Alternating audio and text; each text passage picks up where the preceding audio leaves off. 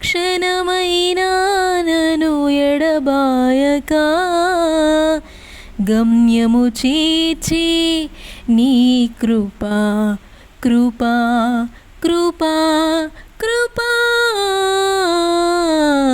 యేసుని కృపా కృపా కృపా కృపా